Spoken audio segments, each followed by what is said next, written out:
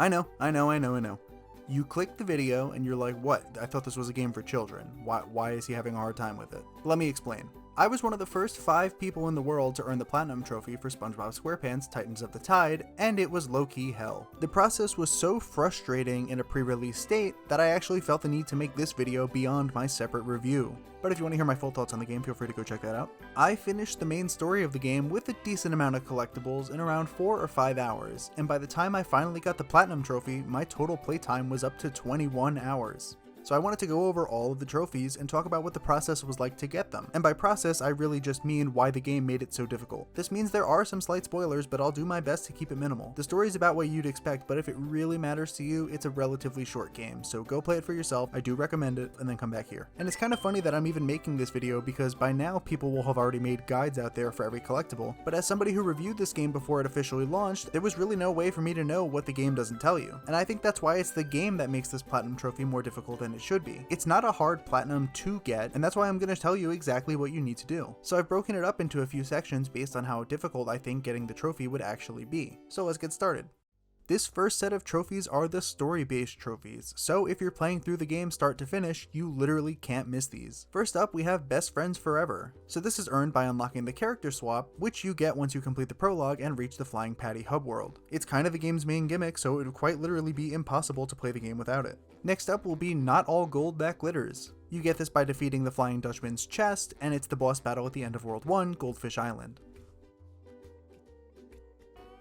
Next, we've got Shiny, Muscular, and Deadly. You get this trophy from beating the boss at the end of World 3, Atlantis City. World 2, Neptune's Palace, leads directly into World 3 and does not have a boss fight. Next up, Survival of the Idiots. You get this from defeating Hibernation Sandy at the end of World 4, Jellyfish Fields. The next trophy is Only a Fry Cook Who is Worthy, and you get this by getting the Golden Spatula from the Fry Cook Museum. The Fry Cook Museum is in World 5, Bikini Bottom. And the last story-based trophy is Socks and Tails. You get this one at the end of World 5 for completing the final boss, the fight against Flying Dutchman and King Neptune.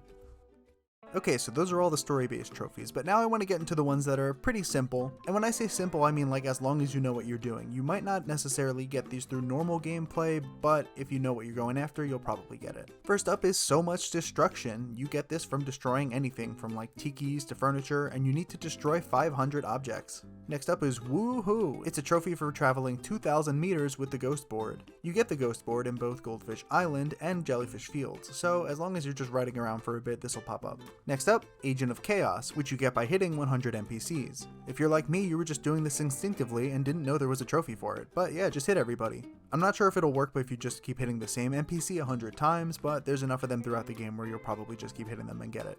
And probably the easiest non-story based trophy is Cheese, and you get this by taking one photo in photo mode.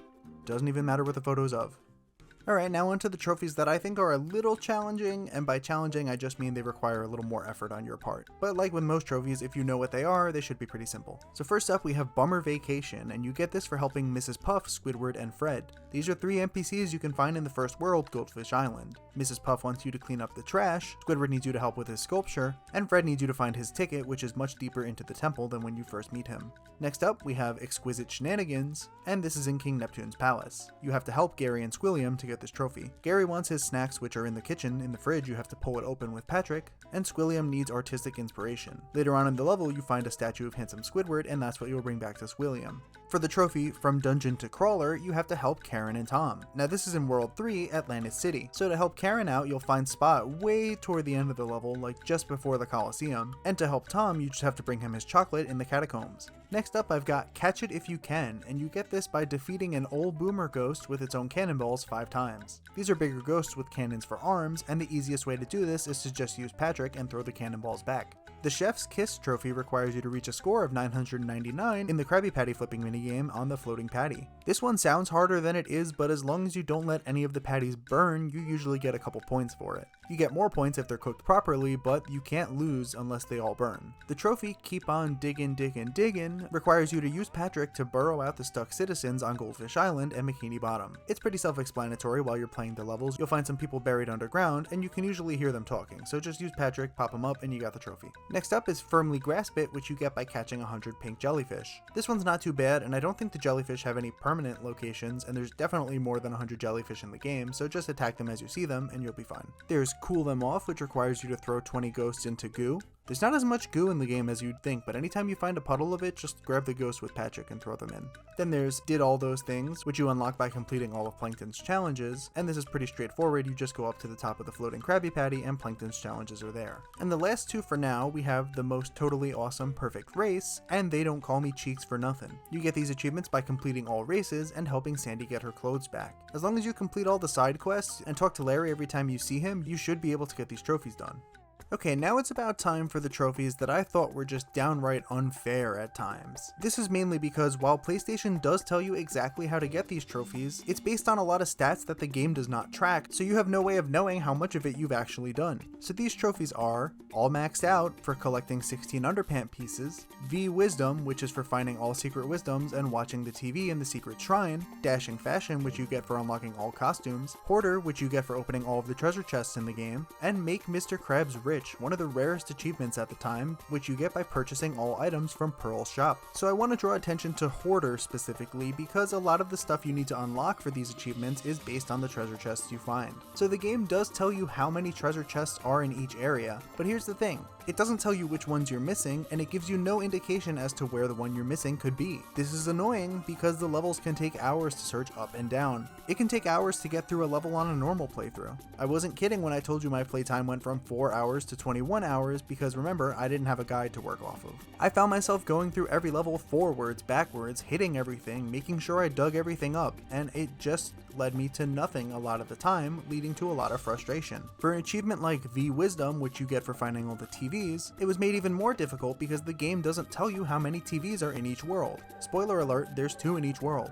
And even more spoiler alert, this trophy is directly tied to a quest in King Neptune's palace, even if the TV you're missing isn't from King Neptune's palace. When I was playing the game, the last TV I was missing was in the final world, but I had already spent hours combing King Neptune's palace up and down, inside and out, just trying to find where this last side quest was, only for it to be activated by a collectible in a completely different world. It's annoying. Because I couldn't talk about the game publicly, I had to track down other people who were playing the full release, and even they were confused. At a certain point, I thought my game was bugged because I had unlocked the trophy for Dashing Fashion, which again is to unlock all costumes, before I even had the final King Patrick costume. And that King Patrick costume proved to be quite the problem. The thing about the costumes is, all you know is that they're locked until they're not. There's no indicator on what you need to do to unlock them. And the burning question is, how did I unlock the King Patrick costume? You have to destroy every yellow balloon in the game. It turns out there's a finite number of yellow balloons in the game, and they don't respawn compared to the red balloons that do. I can't recall any point in the game where they actually tell you this, so it just becomes more and more frustrating. It's a telling sign when the trophy for buying everything from Pearl's shop currently has the same rarity as the Platinum trophy itself. Clearly people are stuck trying to find this dang King Patrick skin.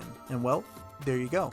That's how you do it. But yeah, once you find all the secret TVs, destroy all the yellow balloons, and open all the chests, you'll be able to buy everything in the shop, and you pretty much have that platinum secured. Now, did this ruin my experience with the game? No, I still enjoyed the story for what it's worth, and I don't really count the extra 15 hours I spent going for the platinum as something that hindered my gaming experience. I said it before, it's not a difficult platinum to get, especially now that the game is out, but at a time where there were no guides and nothing to look up, it's really frustrating to have to do this while the game keeps things so vague. I hope maybe in an update they'll add some sort of indicator that'll point you in the right direction, or at least tell you what you have. I'm picking up another copy of the game on Switch too, so maybe I'll go for all the achievements on there. For now, it's not really something I see myself doing anytime soon. So yeah, that's really all I wanted to share today. If you guys are going for the platinum in this game, I really hope this helps out. But for now, that's all, and I'll see you guys next time.